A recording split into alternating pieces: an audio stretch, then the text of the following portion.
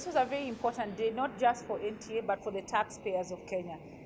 We provided an opportunity coming from the previous analysis we had done together with around 200 taxpayers in Kenya.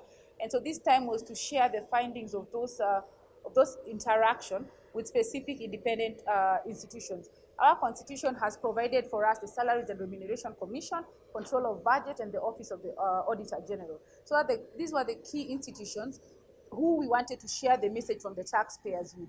A critical message for us to them was on the issue of the wages and the salaries that we are paying within our counties. So from our findings was that we are using more than the 70% that by law is stipulated for recurrent expenditure. And this is a key concern for us. And so to the Salaries and Remuneration Commission is that it is an independent institution and it must rise against the political interference and the political push for more salaries, because we as the taxpayers cannot afford to continue paying this sort of insane allowances and remuneration that we are giving.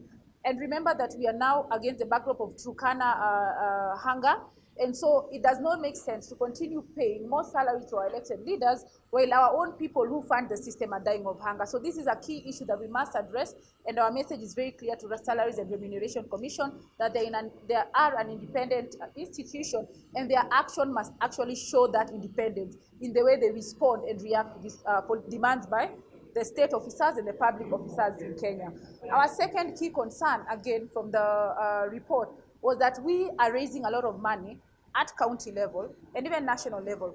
But what we have found out from the Office of the Auditor General's report is that this money is being used at source and not being banked. So in essence, this money is being used off the budget, and it's the budget that dictates the aspirations and the demands of the people who fund that system. So our question then to the controller of budget is, what is that office doing in response to these critical issues raised in the OAG's report? Because when we as the taxpayers and we as Kenyans put in place our constitution, the essence of having the independent institutions was to cushion us and be acting on behalf of the Kenyans against misuse and wastage of taxpayers' money. So also, for us again, is just to tell the Office of the Auditor General that we are solidly behind that office, and we appreciate the good work that they are doing in regard to protecting taxpayers' money.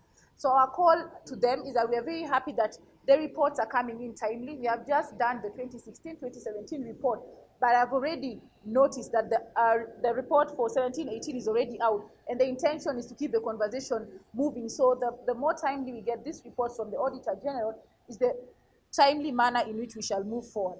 And also with us here is the County Assemblies Forum that brings together all the 47 assembly key institutions that should make use of the reports that come from the Office of the Auditor General. And I'm happy that Honorable Osoi has pointed out that they are very keen and vigilant in their oversight role. But then our call is, how then would the other institutions, the investigative institutions, the Office of the DCI, the DPP, pick issues within those reports? And I'd like just to point out to one, is that the issue, we do not have issue with the foreign travels per se.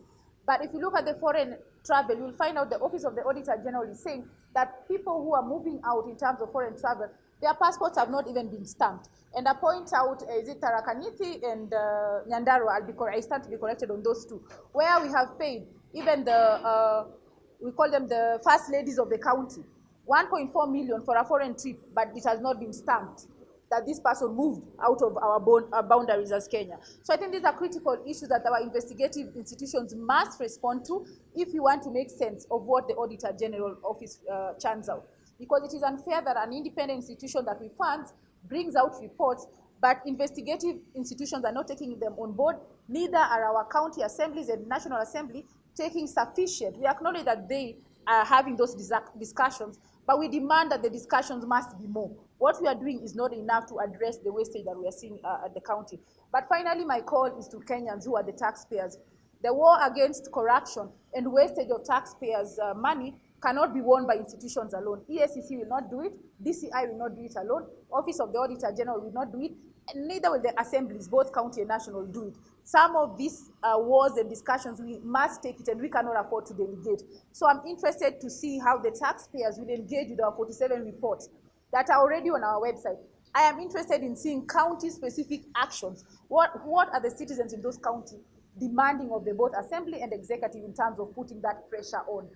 And let us also not wait for the Office of the Auditor General to bring out the report, because the budgets start out in July. We start a new budget where each county would know how much they are given. Would the citizens work to ensure within your area, if you're in a certain ward, is the project that was supposed to be in your ward there already? And who are these contractors that are being given the jobs? Are we giving the youth, women, people with disability? Are these projects benefiting us, or they are benefiting few people? So I think my call to the taxpayers is that we cannot delegate this war on accountability. It is one that we will support the institutions, but we cannot let them do it themselves.